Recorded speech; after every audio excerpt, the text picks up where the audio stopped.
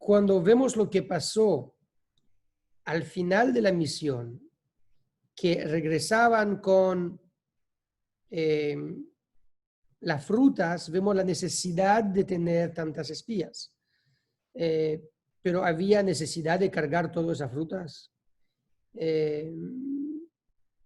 Bueno, no es claro que hace falta 12 espías para esa misión. De todo modo, dejando esa pregunta al lado, pero guardándola, conocemos la historia y lo que sabemos es que se fueron, tomaron su tiempo para explorar la tierra de Israel, regresaron con un reporte negativo sobre la capacidad del pueblo judío a conquistar la tierra. Interesante, no dijeron que la tierra es mala, sino que dijeron que la tierra es tan buena que es demasiado buena para ellos, porque la gente, los inhabitantes, los citizens, los paisanos, los locales, están fuertísimo, grandísimo, y tenía también algunos comentarios negativos sobre la tierra. Eretz Ochelet Yoshvea, es una tierra que consume a su inhabitante, etc. En fin, la consecuencia de la misión, ¿cuál fue? El propósito de la misión era para ir y regresar con un reporte para dar el camino y la mejor manera de conquistar la tierra. Eso fue el propósito. No fue mandado para decir si se puede o no se puede. Eso ya fue decidido por Dios. Hay que ir allá, se puede y Hashem lo va a ayudar. La pregunta nunca fue si se puede o no. Cuando ellos regresaron con una respuesta diciendo no se puede, eso fue totalmente afuera de su misión. Y eso también contesta algo interesante, porque en fin, el castigo del reporte era un castigo muy fuerte. El castigo era la primera Shoah del pueblo judío en ese sentido, donde toda la generación esta murió en el desierto. Los únicos que recibieron la tierra fueron los descendientes, los hijos y nietos de esa generación que salió de Egipto. La generación que salió de Egipto murió en el desierto todos. Entonces es un castigo obviamente muy, muy fuerte. Pero sí mandaron algunos espías para explorar y dar un reporte. Obviamente tiene que dar reporte suyo según su opinión propia y no decir lo que esperamos que ellos dicen. Entonces, si fueron honesta, ¿para qué castigarlos ellos y el pueblo? Y realmente el punto es que eso no fue su misión. Nunca fueron mandados para decir si se puede o no. Siempre fueron mandados para decir cuál es la mejor manera. Entonces, el fin del cuento es, regresó a un gran parte negativo y fue castigado durísimo. Esa misión fue una caída grande. El pueblo judío posponó su entrada de Israel de 40 años. Y el interesante, porque dije que eso no era una caída, una caída local, sino, o sea, puntual, temporal, sino también que nos afectó hasta hoy. Porque en fin, Moshe Rabenu no llevó al pueblo judío en la tierra de Israel. ¿Quién trajo al pueblo judío en la tierra de Israel? Yoshua.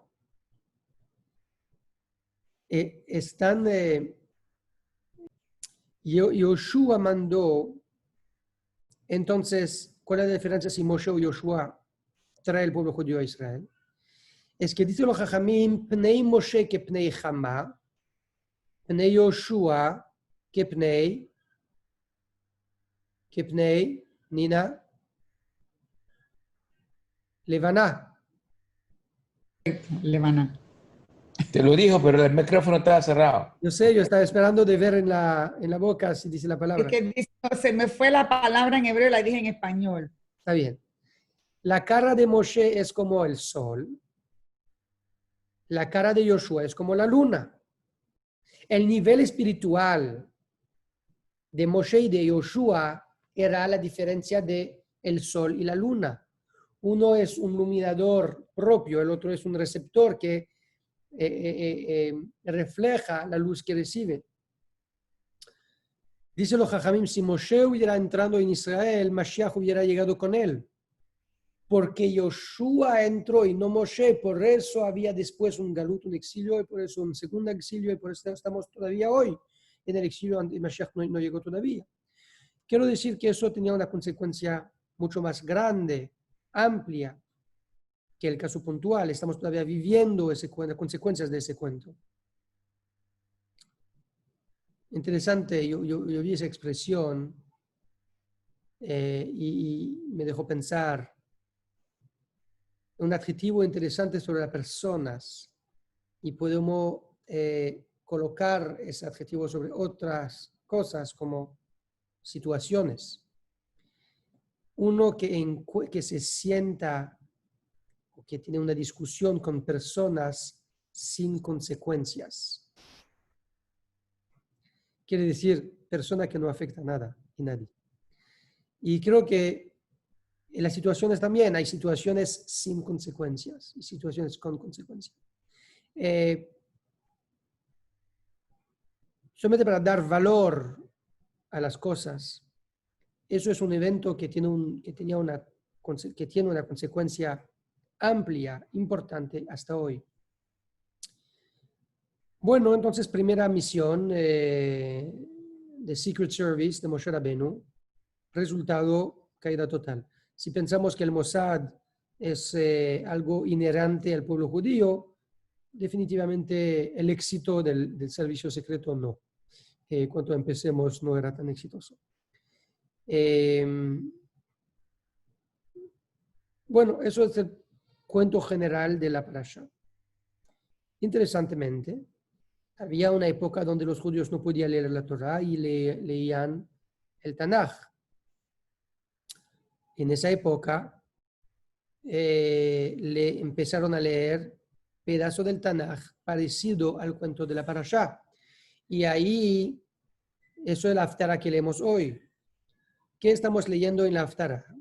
Estamos leyendo una historia similar a nuestra parashá.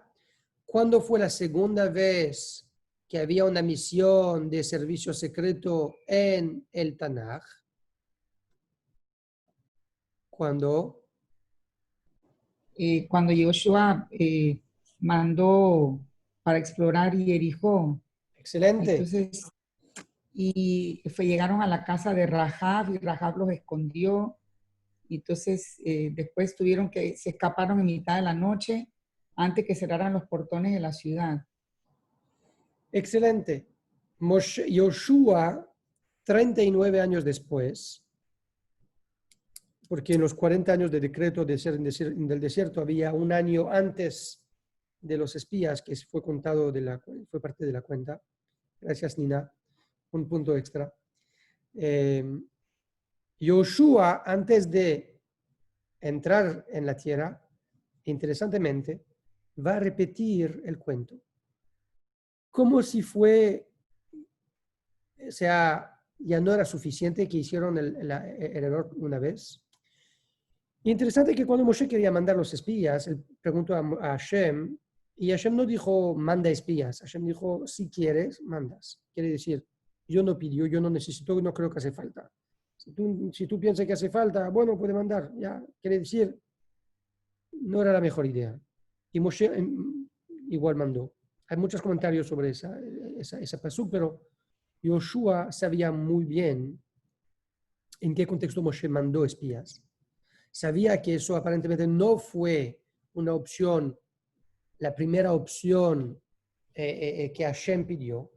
Y aún así, cuando él tenía que entrar, y él vio la caída de la misión, él vio el riesgo que hay en mandar esto, de hacer esto, igual antes que él entró en la tierra, mandó espías de vuelta.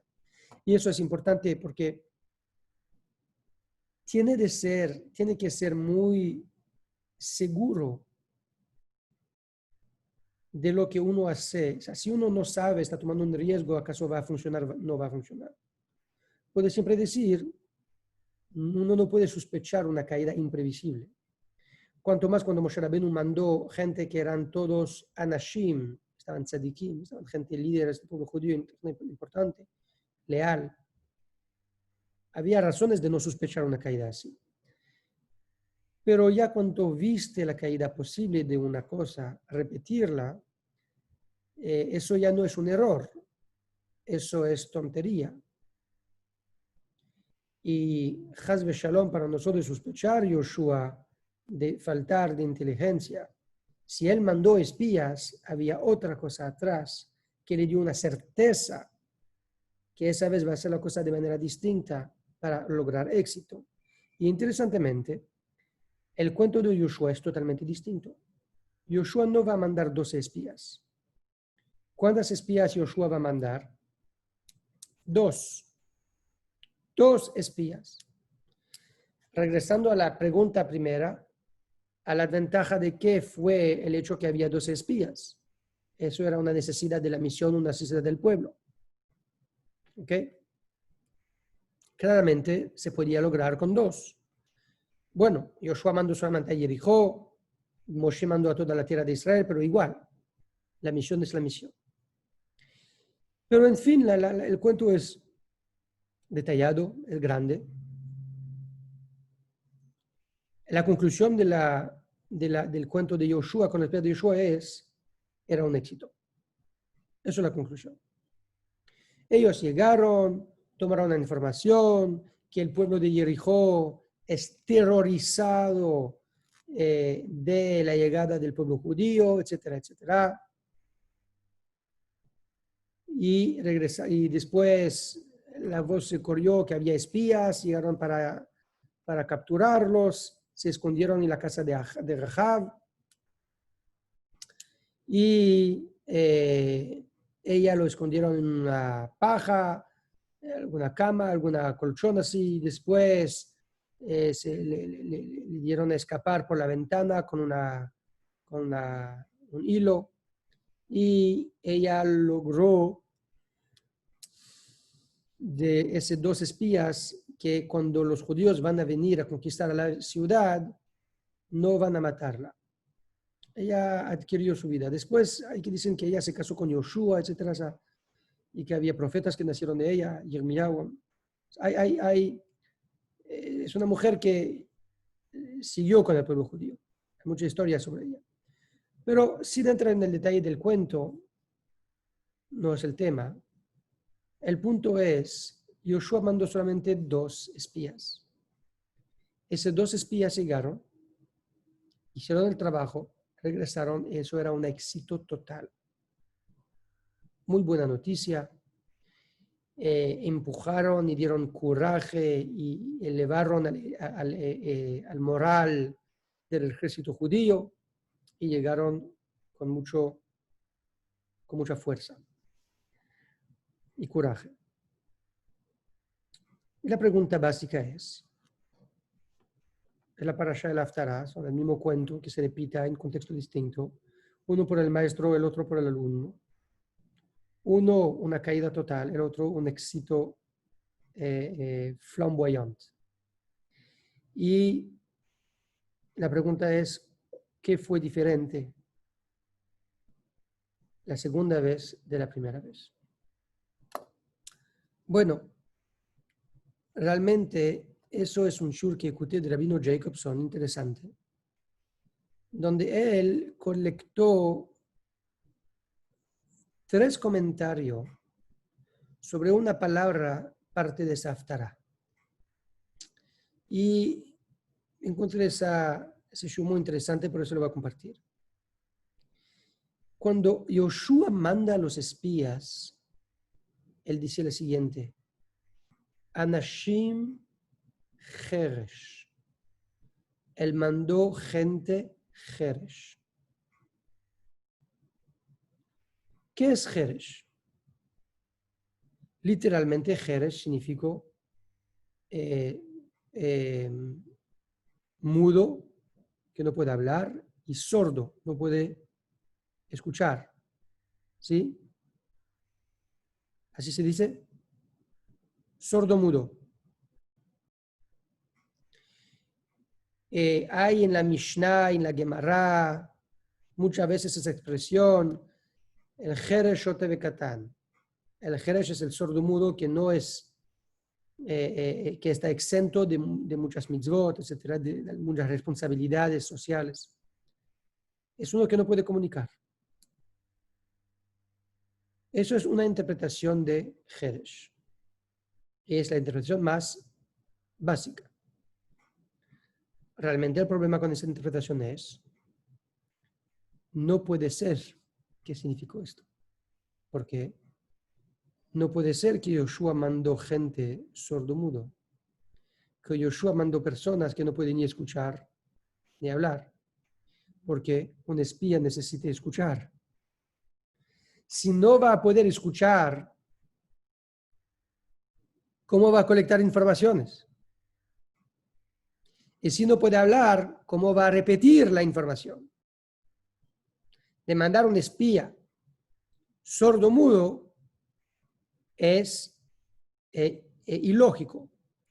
Jeresh, obviamente, acá no significó esto. Entonces, ¿qué significó Jeresh? La segunda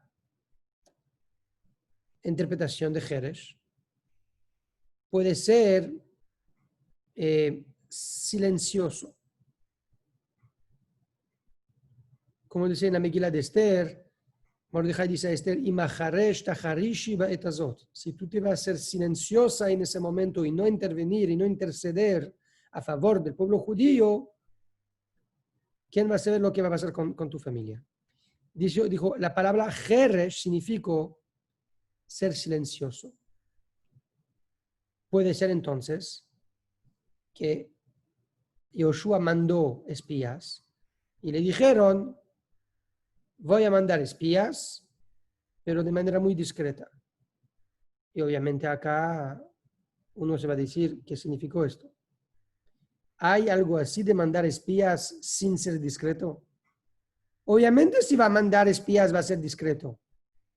La definición de ser un espía es de ser discreto. Eso por definición el job.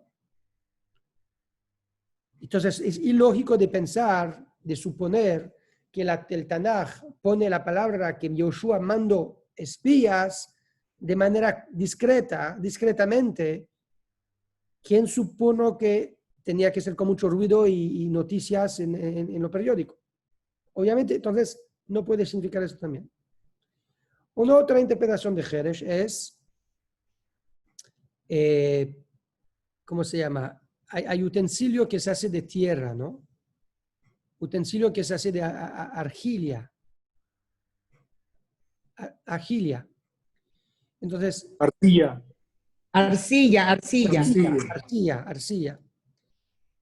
En ese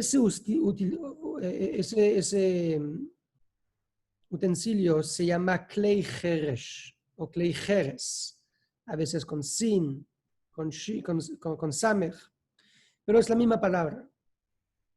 ¿Eso qué significó entonces?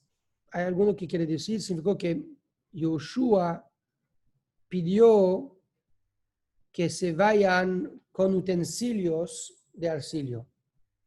No entiendo la necesidad de mandar espías cargando maletas de utensilios, especialmente si quieren ser discretos. Entonces, igual, no. Entonces, lo que tenemos acá es una palabra que no aparece en el cuento de las espías de Moshe, sí aparece en el cuento de Yoshua. En el caso de Moshe era una caída, en el caso de Yoshua fue un éxito, y esa palabra no se entiende.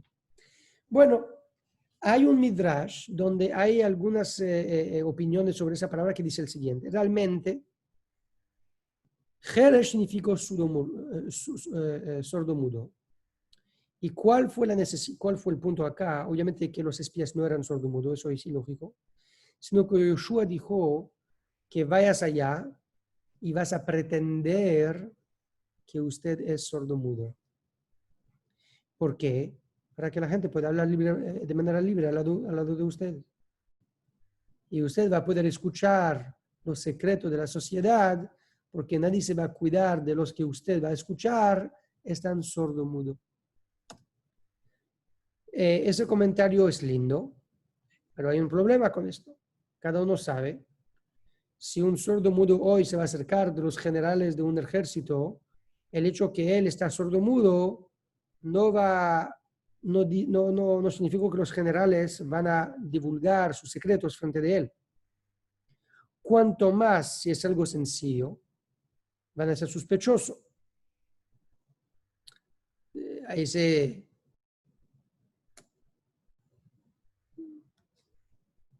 Ese cuento que contó que en Rusia el servicio militar era obligatorio y mucha gente quería salir del servicio militar.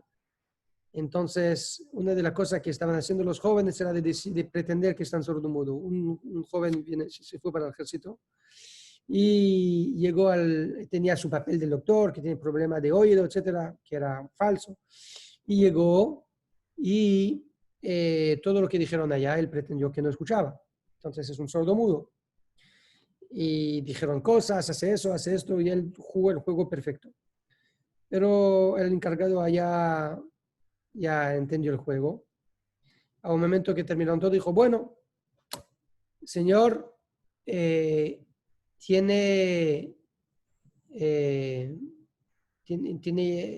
formalmente la incapacidad de servir en el ejército, está libre de regresar a su casa. El joven de una vez se levantó para regresar a la casa. Y el general dijo, ¿y cómo entendiste lo que dije ahorita? Y ya lo llevaron al ejército. O sea, cuando una persona está sospechando, no va a creer cualquier uno que le dice que está sordomudo. O sea, no es una estrategia tan... Un otro comentario dice, no, el camuflaje era de pretender que ellos van a ser vendedores de utensilios de arcilla. Por eso dijeron, váyate con maletas de utensilios de arcilla, va a pretender que están vendedores de arcilla. Bueno, el camuflaje puede ser, es una cobertura, pero ¿por qué esa? ¿Y por qué no otra? ¿Por qué tenía que vender esto y no otra cosa? Hay que entender el punto que hay atrás de esto.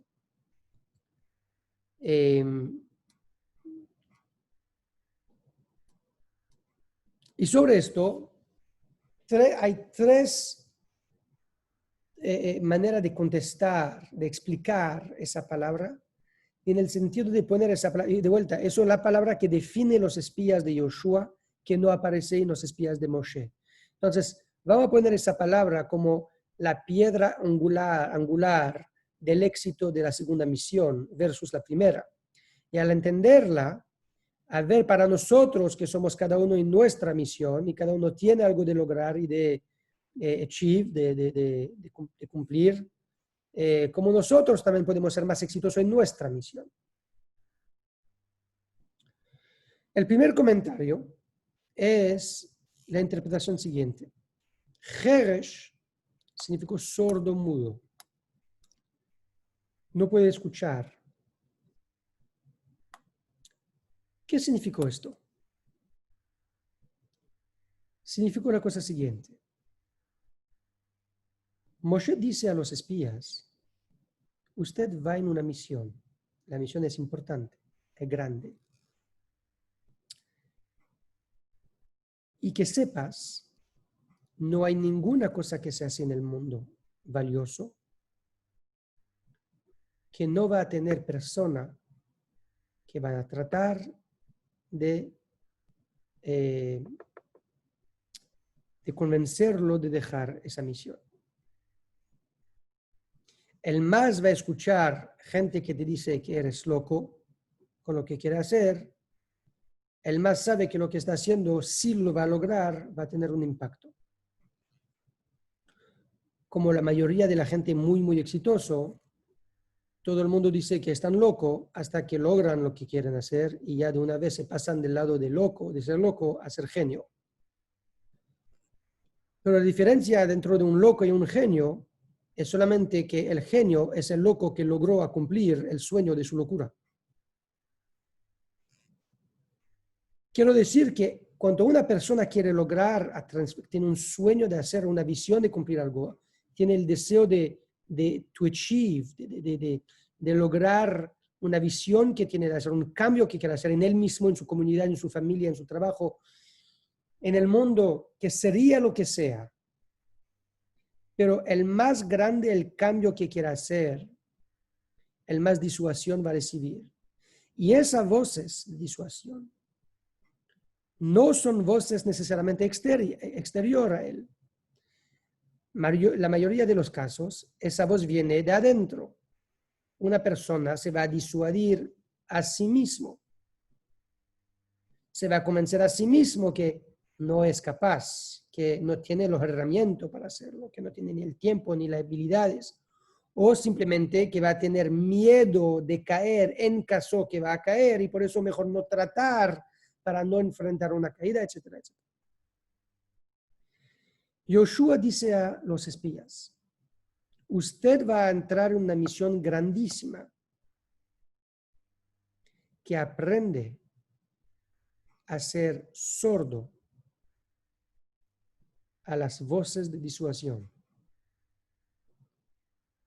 a no escuchar las voces que le van a convencer que no vale la pena, que no eres capaz, que es imposible, que es peligroso, que no es su misión, tendría que ser otra persona, y que esa voz viene de usted o de los demás.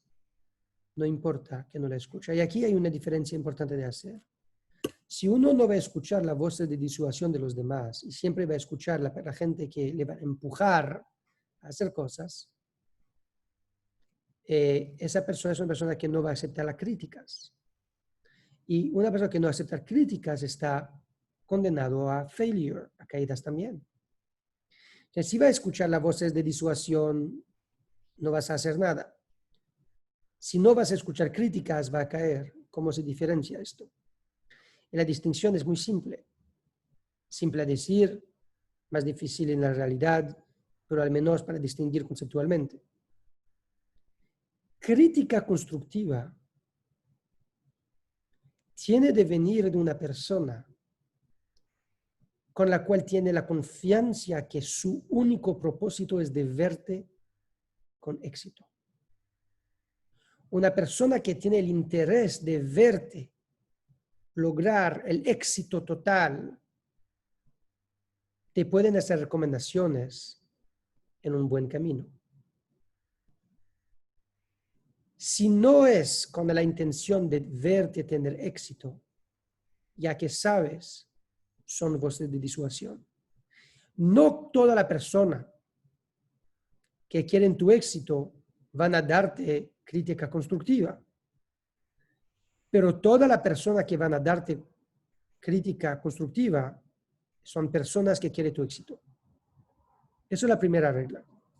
La segunda regla es la diferencia dentro de una crítica constructiva y de una disuasión es lo que se va a causar en ti. Una crítica constructiva te va a cambiar el curso de tu acción, pero va a seguir accionando, va a seguir en tu acción, en el hacer.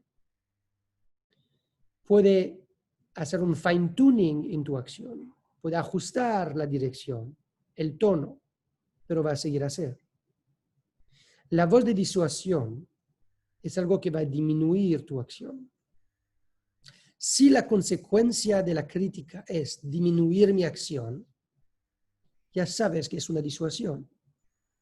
Si es de cambiar o ajustar o a mejorar la manera de actuar, ya sabes que es una crítica constructiva.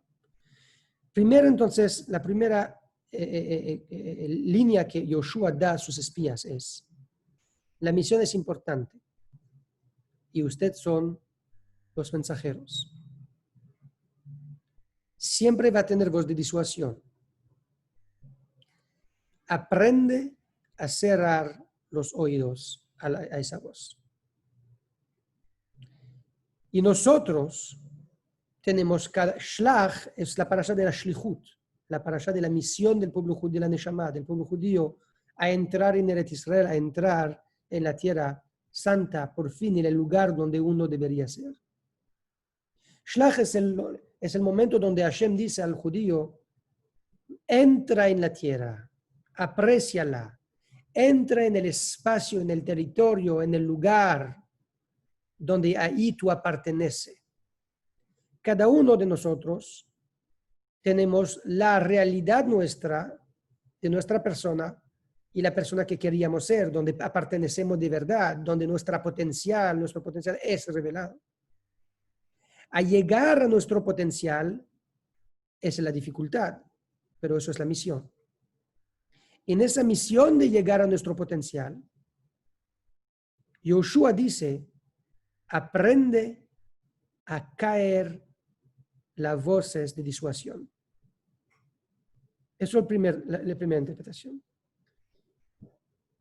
La segunda interpretación es una interpretación del Maggid de Mezrich. El Maggid de Mezrich, que vivió en el siglo XVIII, dice el siguiente. A veces, o sea, no a veces, siempre, cuando una persona llega en un lugar, él deja una energía. No hay persona que no tiene energía. Hay gente con una vibración fuerte, hay gente con una vibración baja, pero vibración tiene. Mientras que vive, tiene su vibración. Y la energía siempre tiene su característica, su carácter, su manera de ser.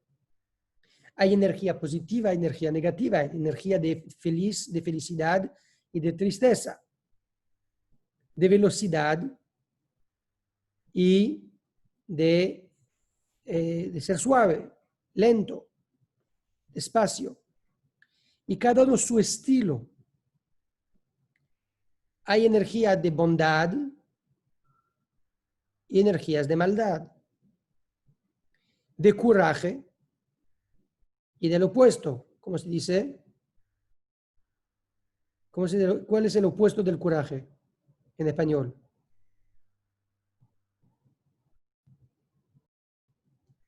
Saca el mute. Cobardía. Cobardía. Cobardía, como en inglés, coward. Cobardía. Son energías presentes en cada uno.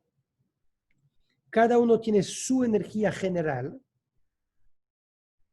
Y en esa gama, esa octava de energía, va a tener sus notas diarias según el momento, etc.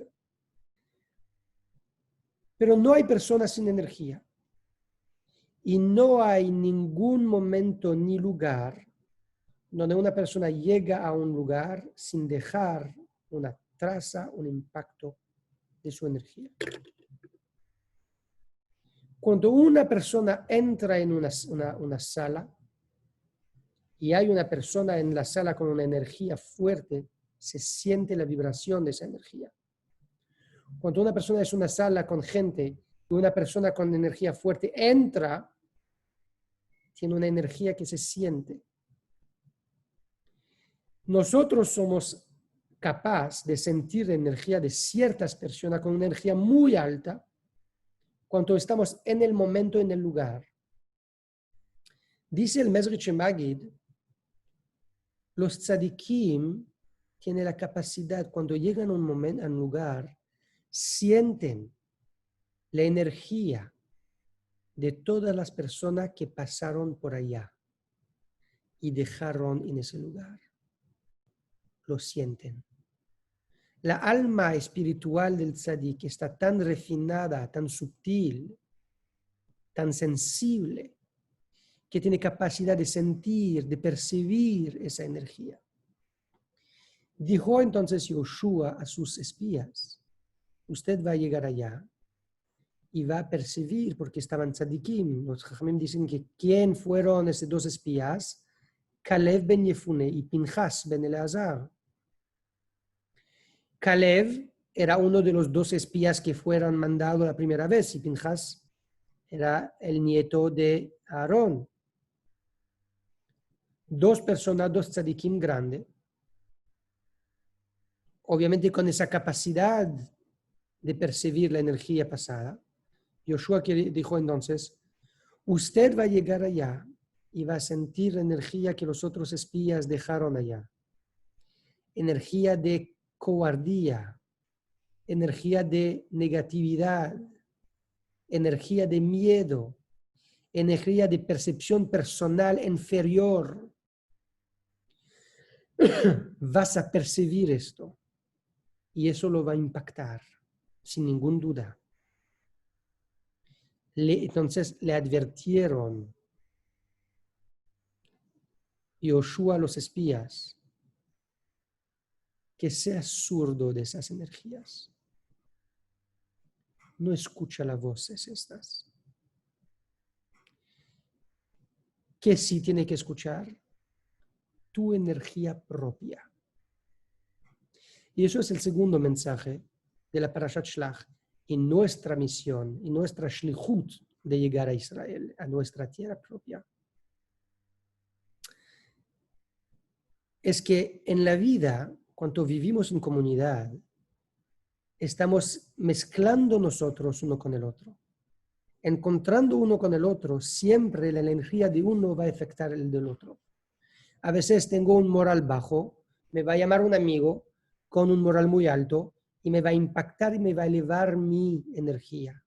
Yo voy a colgar el teléfono y me voy a sentir mucho más liviano ya. A veces va a ser lo opuesto. Estoy muy de buen humor, con mucha energía. Me va a llamar una persona, me va a bajar, me va a matar el moral. Quiero decir que la energía de las gentes siempre se afecta uno del otro. Y a veces, cuando vamos a una bar mitzvah, vamos a una cena familiar, entramos en una oficina con colegas profesionales, reuniones, amigos en la sinagoga, salimos a comer, restaurante. Nos encontramos con gente y llegamos a la casa cargando la energía de los demás. Y tenemos mucha dificultad en distinguir cuál es mi energía y cuál es la energía que no son las mías. Es una dificultad de saber dejarse de la energía que no son las nuestras y quedarnos con el cargo nada más de nuestra energía. En cuarentena es mucho más fácil. Uno se puede acercarse, ser mucho más aware, mucho más prestar más atencionado a entender la nota de su energía propia. ¿Por qué? Porque vivimos mucho más con nosotros mismos. Entonces, el ejército será simplemente de prestar atención a esto, de entender nosotros mismos más, entender mejor cuál es nuestra energía para saber cuál es nuestra fuerza y cuáles nuestras debilidades. Y cuando uno me va a impactar a algo que no es mi energía, donde yo sé que yo personalmente estoy fuerte en esto, yo voy a prestar atención, eso no es mío. Tengo que dejarme de esto, de no cargar la energía de los demás que no es beneficio a mí, porque eso yo sé que no es la mía. Y al contrario, a reconocer también nuestras energías débiles, a saber, acá tengo algo de trabajar y de mejorar. La segunda parte de la shlichut, para que una persona pueda lograr llegar a su Eretz Israel, a su potencial expresado, es de entender sus fuerzas y sus debilidades auténticamente y no mezclar sus fuerzas con las fuerzas de los demás, que a veces se siente que ahí está fuerte cuando en realidad no es solamente que tiene algunas personas que está mandando ondas, y a veces se siente bajo con debilidades cuando en verdad él es muy fuerte ahí, y esas dudas, esa energía negativa lo vienen de otra persona. A veces vas a ir a una boda y regresar con mucha buena onda, y a veces el opuesto. Puede ser cosas pequeñas que encontraste una persona, una palabrita, una mirada, cosas pequeñas, pero la energía no tiene color, no tiene lenguaje, se expresa de mil y una manera. Y a saber, a prestar atención a nuestras ondas y aprender a cargarlos y no mezclar a cargar las ondas de todos los demás. Eso ayuda muchísimo, no a cambiar el mundo, sino a mejorarnos a nosotros mismos. Y de vuelta, la shlichut es de llegar a Eretz Israel nuestra. Los artistas, aquí tenemos un artista en acción, los artistas están muy cerca de esa percepción, porque para lograr hacer una obra, tiene la necesidad de aprender a prestar atención a su voz y no solamente colportar la voz de los demás. La razón por la cual un fotógrafo no es un técnico, sino que es un artista, aunque realmente está tomando una máquina y tocando un botón, y aún antes que era una máquina con algunas cosas de arreglar para que toma la mirada y la luz, etc. Eso puede ser que es un técnico. Técnico de luz, técnico de sonido. No es arte. ¿Por qué se llama artista? ¿Por qué hay galería de fotografía? ¿Por qué se vende fotografía a precio que es desproporcional al hecho mismo del trabajo? ¿Por qué se considera como una obra artística cuando realmente es una acción técnica? Y aun cuando uno va a saber capturar la luz correcta y el zoom correcto con la distancia y el lens y todo, aunque va a lograr a todo esto, es igual técnicas de aprender. El triángulo, los que tienen el hobby de fotografía, el ABC de la fotografía. Pero son técnicas, como uno sabe usar esa máquina, que es una máquina de fotografía, una cámara, y otro sabe usar un avión. Pero un piloto de avión F-35 es un piloto de alto nivel, no es un artista. A manejar un carro es también una máquina compleja, no somos artistas. Somos conductores. A tomar una foto, no soy un camaró, que yo sé usar una cámara, sino soy un fotógrafo. Como si fuera que yo produzco la foto, cuando sabemos que no es. Y la realidad es justo de llamarlos. La realidad es, hay fotografía que son técnicas. Pero esa fotografía nunca entra en la competencia de fotografía artística.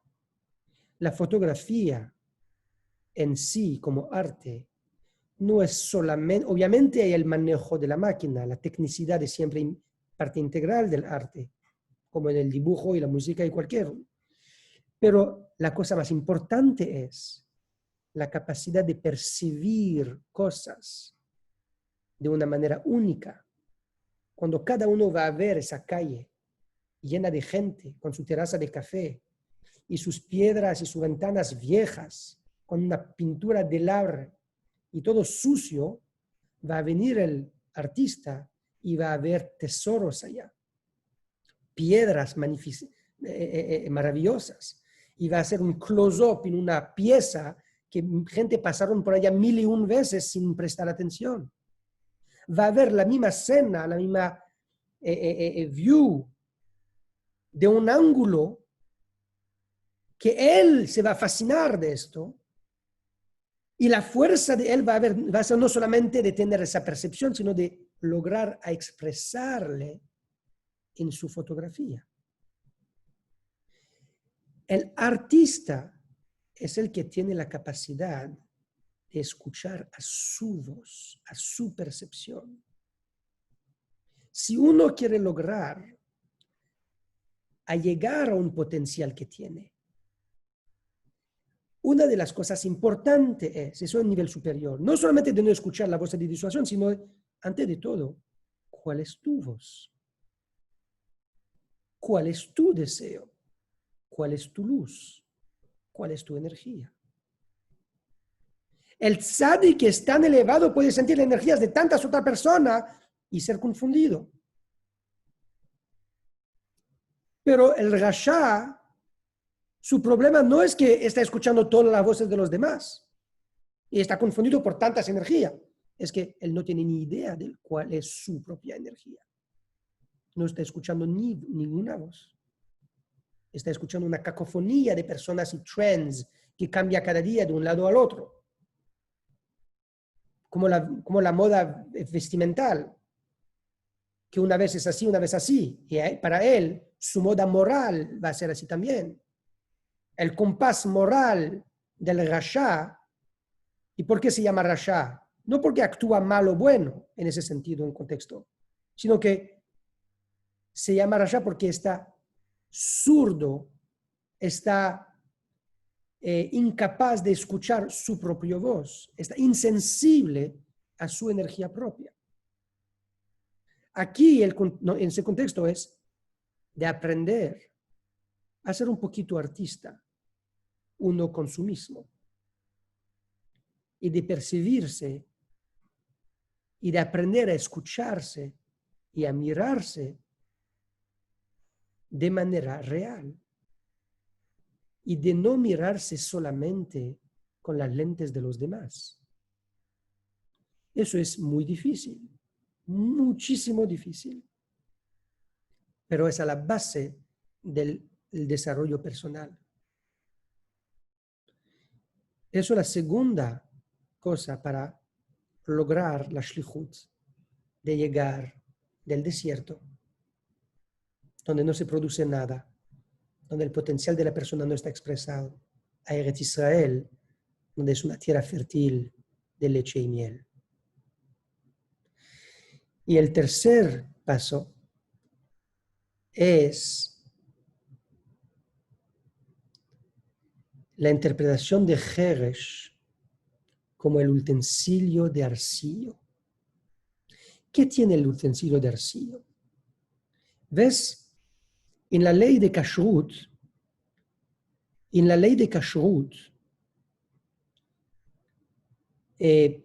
hay Tumá y Tahara, hay pureza e impureza. Y en esa ley de pureza e impureza, la impureza se contamina uno al otro. Si hay, por ejemplo, un hueso de un cadáver de una persona muerta, es impuro, el muerto es impuro, eso va a contaminar el otro a la impureza también. Pero no cada cosa se impurifica de la misma manera y se purifica de la misma manera. Por ejemplo, un utensilio normal, si un hueso de muerto va a tocar un utensilio de madera, de metal, de oro, de plata, de piedra, se va a ser impuro. El utensilio va a ser impuro. Pero el arcillo es distinto. Mira, si eso hubiera de arcillo, es de vidrio, pero si eso hubiera de arcillo, y eso es un hueso de muerto, y toca el vaso acá, exterior,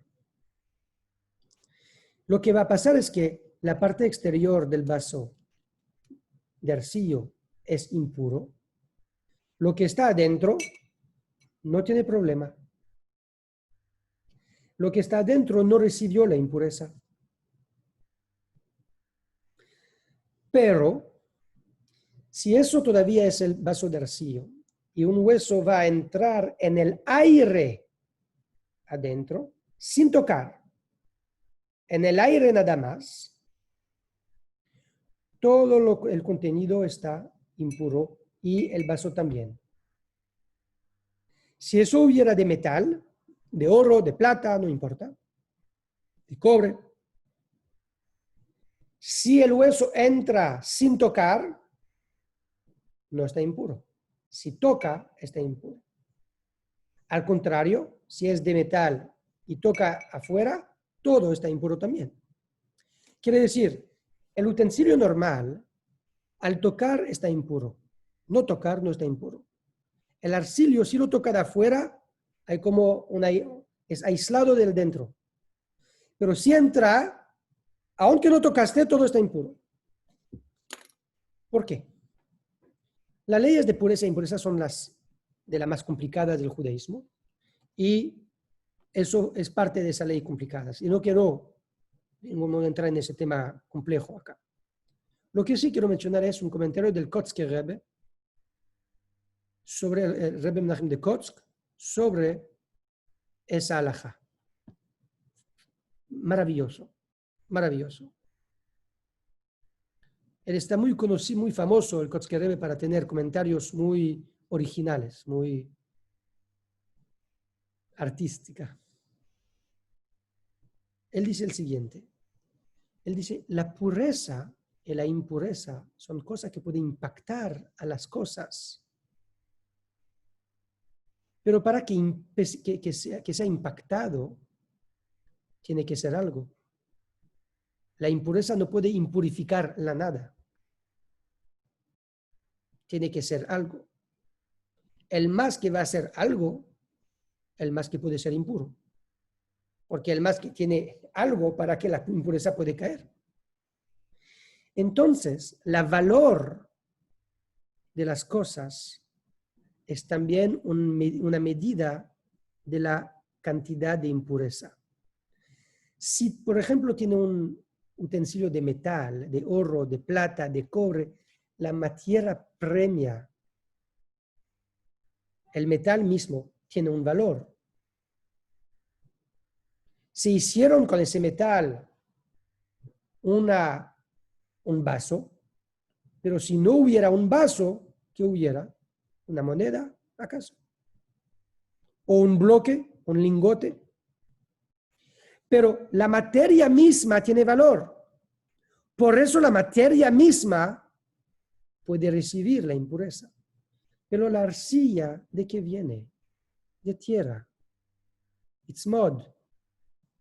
Es una mezcla de tierra, de agua, a veces un poco paja. Son cosas que no tienen valor, que se pisa sobre esto. Estamos pisando la tierra. Quiere hacer un plato de arcilla. Mete tu mano en el piso, toma un parte de tierra, mézclala, tiene que saber hacerlo, pero para cada cosa también tiene que saber hacerlo, y malear, de ser maleable, el metal también tiene que saber hacer maleable y de ser líquido, todo es esto.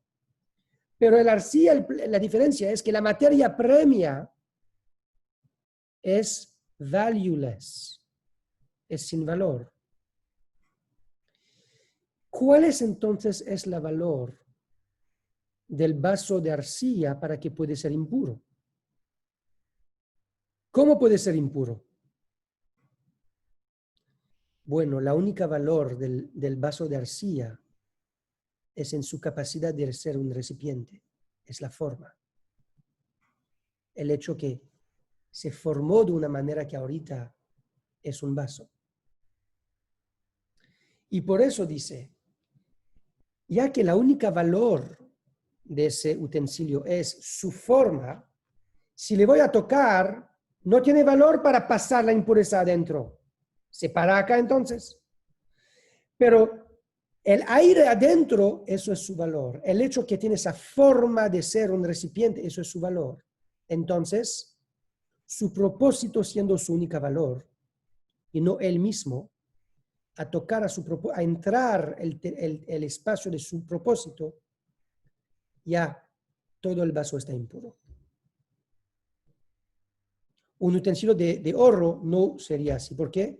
Porque su única valor no es en el hecho de ser un vaso, sino la materia también, el material también. ¿Y cómo eso entra en nuestra shlichut de entrar en Israel? Eso es. Hay siempre un conflicto en el espías.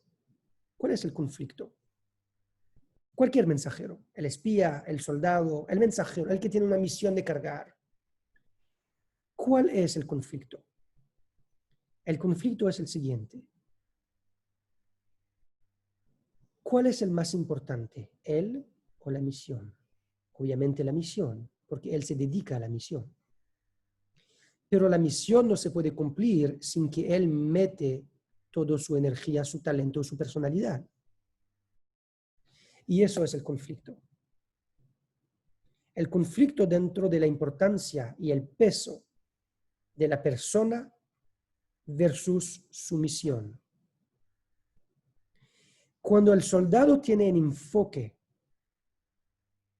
cómo él se ve,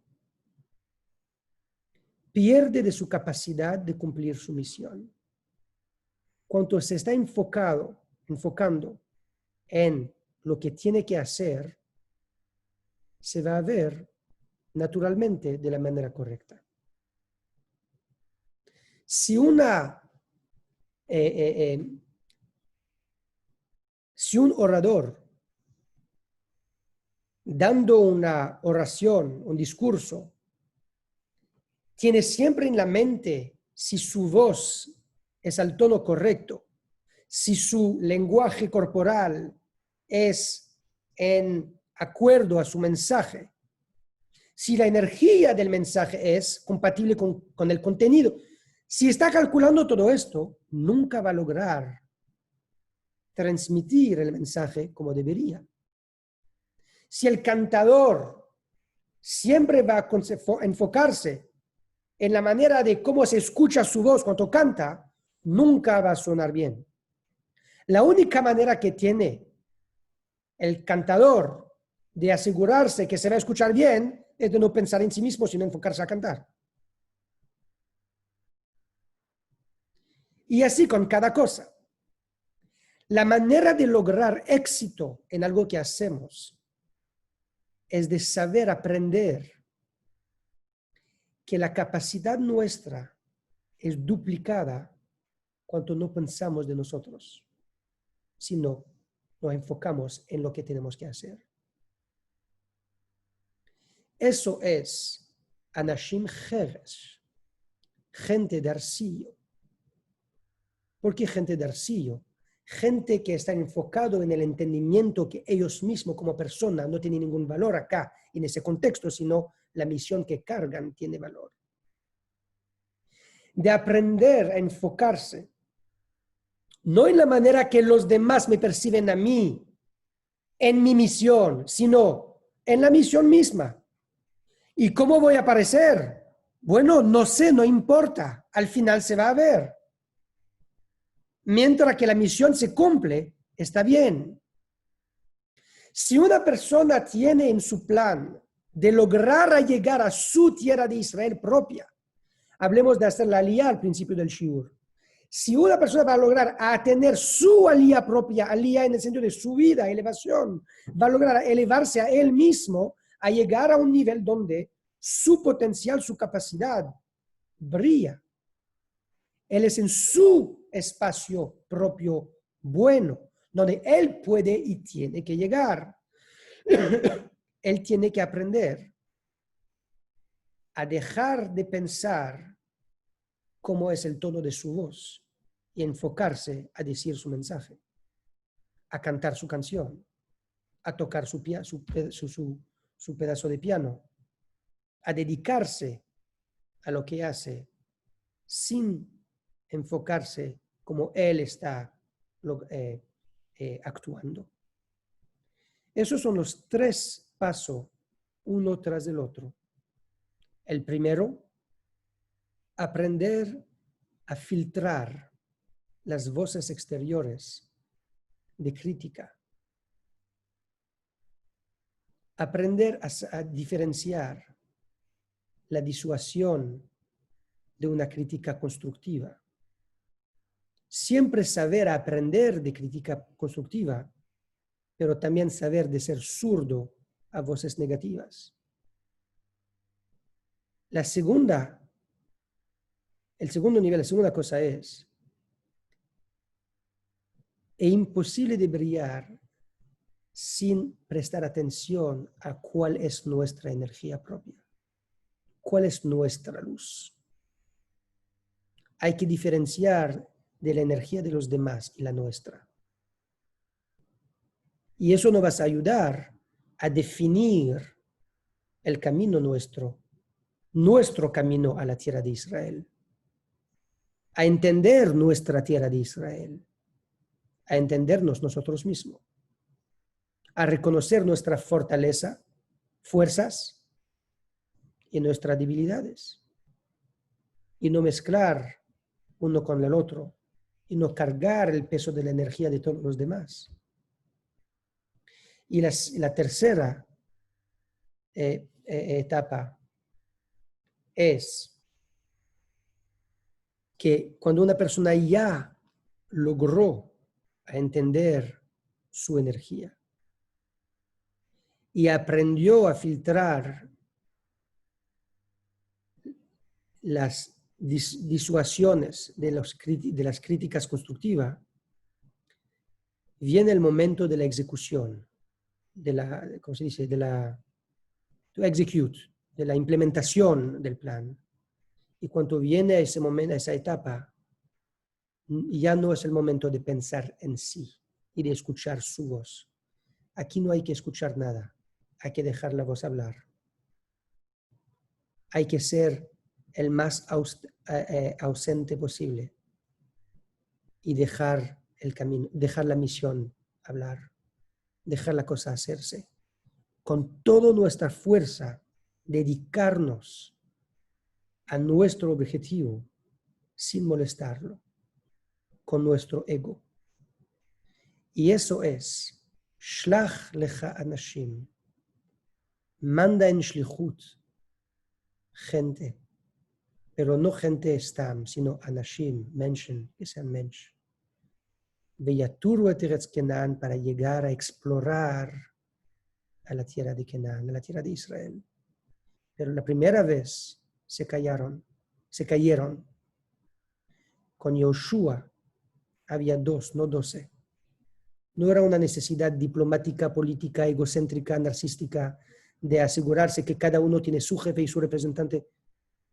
El punto era la misión y nada más. Y los que fueron mandados por allá tenían instrucción clara cómo lograr a llegar a la tierra de Israel. Que tenemos éxito nosotros